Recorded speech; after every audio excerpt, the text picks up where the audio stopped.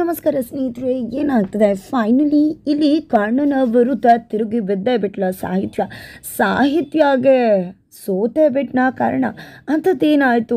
ಈ ಕಡೆ ಅಮ್ಮ ಗಾಬರಿ ಆಗುತ್ತೆ. ಯಾಕೆ ಅರುಂಧತಿ ಅವರು ಏನಾಗ್ತದೆ ವಾಪಸ್ ಮನೆಗೆ ಕರ್ಕೊಂಡು ಬಂದ ಸಾಹಿತ್ಯನ ಕಾರಣ. ಈ ಕಡೆ ಮನೆಯವ್ರು ಎಲ್ಲರೂ ಕೂಡ ಕರ್ಣಂಗೆ ಫಿದಾ ಹಾಕ್ಬಿಟ್ರ. ಏನಾಗ್ತದೆ ಇದು ಎಲ್ಲವನ್ನ ಕೂಡ ತಿಳ್ಕೊಬೇಕು ಅಂದರೆ ಈಗಲೇ ನಮ್ಮ ಈ ಚಾನಲ್ನ ಸಬ್ಸ್ಕ್ರೈಬ್ ಮಾಡಿ, ಹಾಗೆ ಒಂದು ವಿಡಿಯೋವನ್ನು ಪೂರ್ತಿಯಾಗಿ ನೋಡಿ.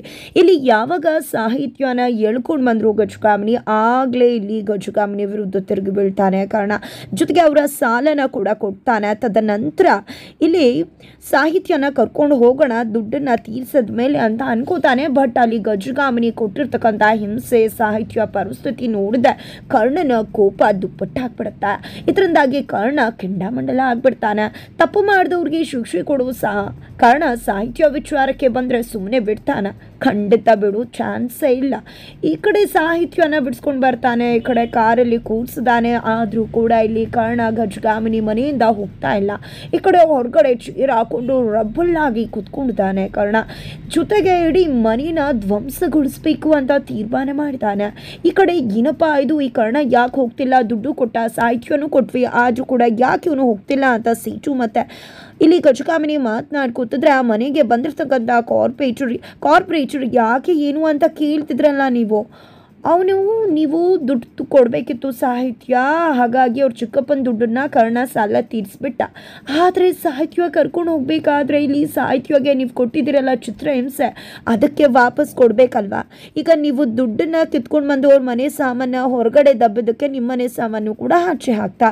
ಈಗ ಸಾಹಿತ್ಯಗೆ ಕೊಟ್ಟಿರೋ ಹಿಂಸೆಗೆ ಪ್ರತಿಯಾಗಿ ಅವನೇನಾದರೂ ಕೊಡೋ ತನಕ ಅವನು ಸುಮ್ಮನೆ ಹೋಗ್ತಾನೆ ಅಂದ್ಕೊಂಡಿದ್ರೆ ಖಂಡಿತ ಸುಮ್ಮನೆ ಹೋಗೋನೆ ಅಲ್ಲ. ಅವನು ಸರಿಯಾಗಿ ನಿಮಗೆ ಗ್ರಾಚಾರ ಬಿಡಿಸೇ ಹೋಗ್ತಾನೆ. ನಿಮ್ಮ ಗ್ರಾಚಾರ ಅಂತೂ ಸರಿನೇ ಇಲ್ಲ ಅಂತಿದ್ದಾರೆ.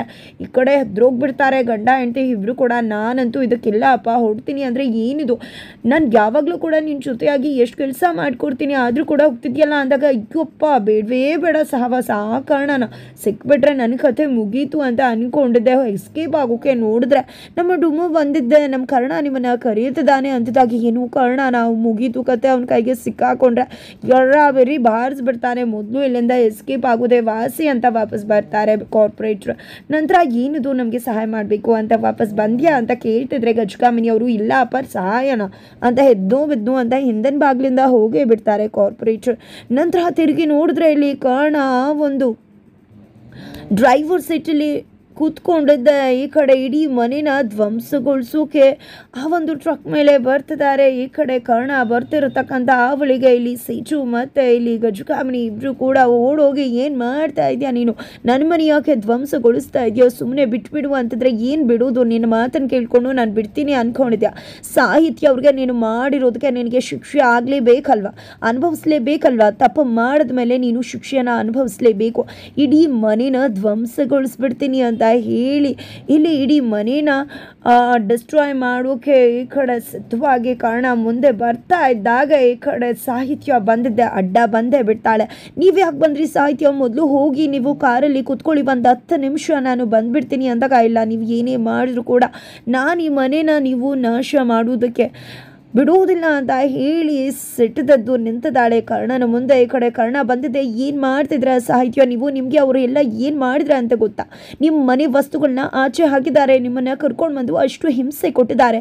ಇಂಥವ್ರ ಮನೇನ ಸರ್ವನಾಶ ಮಾಡಬಾರ್ದ ಅಂದಾಗ ನೀವು ಯಾರು ಅವ್ರು ಮಾಡಿರೋ ಕೆಟ್ಟ ಕೆಲಸಕ್ಕೆ ಶಿಕ್ಷೆ ಕೊಡೋದಕ್ಕೆ ನೀವು ಯಾಕೆ ಜವಾಬ್ದಾರಿನ ತಗೋತಿದ್ದೀರ? ಅವ್ರು ಮಾಡಿರೋ ತಪ್ಪಿಗೆ ಅವರು ಅನುಭವಿಸ್ತಾರೆ, ಮೇಲೊಬ್ಬ ಇದ್ದಾನೆ, ಇಲ್ಲ ಅಂದರೆ ವ್ಯವಸ್ಥೆ ಇದೆ ಅದು ನೋಡ್ಕೊಳ್ಳುತ್ತೆ, ನೀವು ಯಾಕೆ ಅದನ್ನು ಮಾಡ್ತಿದ್ರೆ? ಯಾರಾದರೂ ಮನುಷ್ಯತ್ವ ಇರೋರು ಇದನ್ನು ಮಾಡ್ತಾರಾ ಅಂದಾಗ ಇಷ್ಟು ಒಳ್ಳೆಯವ್ರು ಆಗಬೇಡಿ ಸಾಹಿತ್ಯ, ನಿಮ್ಗಷ್ಟೆಲ್ಲ ಮಾಡಿದ್ರು ಕೂಡ ಯಾಕೆ ನೀವು ಅವ್ರ ಪರವಾಗಿ ಮಾತನಾಡ್ತಿದ್ದೀರಾ ಅಂತ ಕರ್ಣ ಕೇಳ್ತಿದ್ದಾನೆ. ಈ ಕಡೆ ನಾನು ಒಳ್ಳೆಯದನ್ನು ಮಾತನಾಡ್ತಿರೋದಲ್ಲ, ನಾನು ಅಷ್ಟು ಒಳ್ಳೆಯವಳು ಅಂತಾನು ಹೇಳ್ತಿಲ್ಲ, ಜಸ್ಟ್ ನಾನು ಮನುಷ್ಯತ್ವದಿಂದ ಮಾತನಾಡ್ತಿದ್ದೀನಿ. ಮನುಷ್ಯತ್ವ ಇರೋರು ಯಾರಾದರೂ ಇಂಥ ಕೆಲಸ ಮಾಡ್ತಾರ?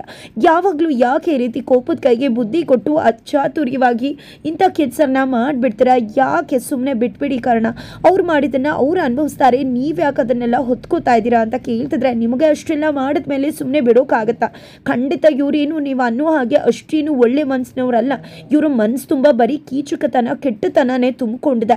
ನೀವು ಅಷ್ಟು ಒಳ್ಳೆತನನ ಇಂಥವ್ರಿಗೆ ತೋರಿಸೋ ಅವಶ್ಯಕತೆ ಇಲ್ಲ ಅಂದಾಗ ಅವರು ಎಂಥ ರಾಕ್ಷಸರೇ ಆಗಲಿ, ಅವರು ತಪ್ಪು ಮಾಡಿದ್ದು ಕ್ಷಮೆ ಕೇಳಿದ ಮೇಲೆ ಕ್ಷಮಿಸುವುದು ನಮ್ಮ ಕರ್ತವ್ಯವಾಗಿರುತ್ತೆ. ಜೊತೆಗೆ ಕ್ಷಮೆಗಿಂತ ಮತ್ತೊಂದು ಇಲ್ಲವೇ ಇಲ್ಲ ಅಲ್ವಾ? ಅದನ್ನು ಮರೆತು ನಾವು ಮುಂದೆ ಸಾಗಬೇಕಾಗುತ್ತೆ. ಅವ್ರು ಮಾಡಿದ್ರು ಅಂತ ಹೇಳಿ ನಾವು ಮಾಡಿದ್ರೆ ನಮಗೂ ಅವ್ರಿಗೂ ಏನು ವ್ಯತ್ಯಾಸ ಇರುತ್ತೆ ಅಂತ ಸಾಹಿತ್ಯ ಹೇಳ್ತಿದ್ದಾಳೆ. ನಾನು ಅದಕ್ಕೋಸ್ಕರನೇ ವ್ಯತ್ಯಾಸ ಇರೋದಕ್ಕೇ ಇದನ್ನು ಮಾಡ್ತಿರೋದು ಅಂತ ಕರ್ಣ ಹೇಳ್ತಿದ್ದಾರೆ.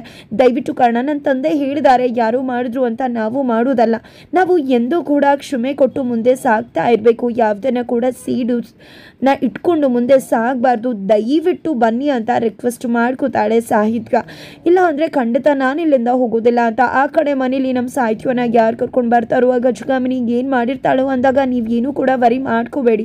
ಕರ್ಣ ಹೋಗಿದ್ದಾನೆ, ಅವನು ಕರ್ಕೊಂಡು ಬಂದೇ ಬರ್ತಾನೆ ಅಂತ ಹೇಳಿದ ತಕ್ಷಣ ಇಲ್ಲ ಎಲ್ರಿಗೂ ಕೂಡ ಶಾಕ್ ಆಗುತ್ತೆ. ಅದರಲ್ಲೂ ನಳಿನವ್ರು ಬಂದಿದ್ದೆ, ಏನು ಮಾತಾಡ್ತಿದ್ಯಾ ಸ್ವರೂಪ್ ನೀನು, ಕರ್ಣ ಬರ್ತಾನೆ ಅಂದಾಗ ಹೌದು ಕರ್ಣ ಹೋಗಿದ್ದಾನೆ ಅಂದಮೇಲೆ ಸಾಹಿತ್ಯ ಅಕ್ಕನ್ನ ಕಾಪಾಡಿ ಕರ್ಕೊಂಡು ಬಂದೇ ಬರ್ತಾನೆ ಅಂತ ಹೇಳ್ತಿದ್ದಾಗ ಅವ್ನಿಗೆ ಯಾರಿಗೆ ಹೇಳಿದ್ದಾರೆ? ಹೌದು ಒಂದು ಪಕ್ಷ ಹೋದರೂ ಕೂಡ ಅವನು ಗಜಗಾಮಿನಿ ಹತ್ರ ಹೋರಾಡಿ ನಮ್ಮ ಸಾಹಿತ್ಯನ ಬಿಡಿಸ್ಕೊಂಡು ಬರೋಕ್ಕಾಗತ್ತಾ?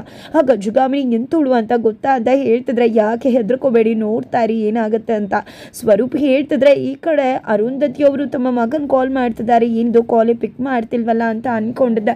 ಈ ಕಡೆ ಭರತ್ಗೆ ಕಾಲ್ ಮಾಡ್ತಾರೆ. ಭರತ ಏನಾಯಿತು ಕರ್ಣ ಎಲ್ಲಿ ಅಂತ ಕೇಳಿದಾಗ ಅಣ್ಣ ಯಾರಿಗೂ ಸರಿಯಾಗಿ ಬುದ್ಧಿ ಕಲಿಸೋದ್ರಲ್ಲಿದ್ದಾನೆ, ಅವರು ಸರಿಯಾಗಿ ಪಾಠ ಕಲಿಬೇಕಾಗತ್ತೆ, ಖಂಡಿತ ಅವ್ರ ಕತೆ ಮುಗೀತು ಅಂತ ಹೇಳ್ತಿದ್ದಾರೆ. ನೀವೇನು ಯೋಚನೆ ಮಾಡಬೇಡಿ ಅಮ್ಮ, ಅಣ್ಣ ಯಾವುದೋ ಕೆಲಸದಲ್ಲಿ ಬ್ಯುಸಿ ಆಗಿದ್ದಾನೆ ಅಂತ ಹೇಳ್ತಾರೆ. ಈ ಕಡೆ ನನ್ನ ಕರ್ಣ ಎಂದೂ ಕೂಡ ತಪ್ಪು ಮಾಡೋನಲ್ಲ, ಆದರೆ ಅವನು ಅನ್ಯಾಯನ ಸಹಿಸೋದಿಲ್ಲ. ಆಗ ಅವ್ನು ಏನು ಮಾಡ್ತಾನೆ ಅಂತ ಅವನಿಗೆ ಗೊತ್ತಾಗೋದಿಲ್ಲ. ಏನಪ್ಪ ಮಾಡೋದು, ನನ್ನ ಮಗ ತುಂಬಾ ಒಳ್ಳೆಯವನು ಆದರೂ ಕೂಡ ಅಂತ ಹೇಳಿ ಅರುಂಧತಿ ಅವರು ಗಾಬರಿ ಆಗ್ತಿದ್ದಾರೆ. ಆದರೆ ಇಲ್ಲಿ ಸಾಹಿತ್ಯ ಕರ್ಣನ ಮಧ್ಯೆ ಬಂದಿದ್ದೆ.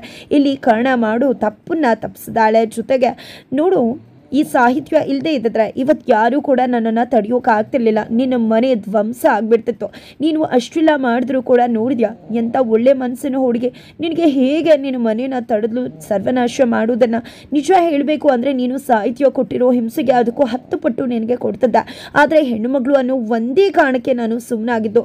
ಎಚ್ಚರಿಕೆ ಕೊಡ್ತಿದ್ದೀನಿ, ಇನ್ನೊಂದು ದಿನ ಇದೇನಾದರೂ ರಿಪೀಟ್ ಆದರೆ ಅನ್ನೋ ಎಚ್ಚರಿಕೆನ ಕೊಡ್ತಾನೆ. ಜೊತೆಗೆ ಇಲ್ಲಿ ಭರತ್ ನಾನು ಸಾಹಿತ್ಯವ್ರನ್ನ ಮನೆಗೆ ಬಿಟ್ಟು ಬರ್ತೀನಿ ಅಂತ ಹೇಳಿ ಸಾಹಿತ್ಯನ ಕರ್ಕೊಂಡು ಮನೆಗೆ ಬರ್ತಿದ್ದಾನೆ ಕರ್ಣ. ಈ ಕಡೆ ಸಾಹಿತ್ಯ ಮನೆಗೆ ಬರ್ತಿದ್ದಾಗೆ ತಾತ ಚಿಕ್ಕಪ್ಪ ಎಲ್ರಿಗೂ ಕೂಡ ಖುಷಿ ಆಗ್ತದೆ. ಸ್ವರೂಪ್ ಹೇಳ್ದಾಗೆ ಕರ್ಣನೇ ಮನೆಗೆ ಕರ್ಕೊಂಡು ಬಂದಿದ್ದಾನೆ. ಈ ಕಡೆ ಹೇಗಿದ್ಯಾಮ್ಮ ಸಾಹಿತ್ಯ ಅಂತ ಹೇಳಿ ಮನೆಯವರು ಎಲ್ಲರೂ ವಿಚಾರಿಸ್ತಾರೆ. ಜೊತೆಗೆ ನೀವು ನನ್ನನ್ನು ಕಾಪಾಡಿದ್ದಕ್ಕೆ ತುಂಬ ಥ್ಯಾಂಕ್ಸ್ ಅಂದಾಗ ಥ್ಯಾಂಕ್ಸ್ ಹೇಳುವಂಥದ್ದು ನಾನು ಏನೂ ಕೂಡ ಮಾಡಿಲ್ಲ ಅಂತಾರೆ.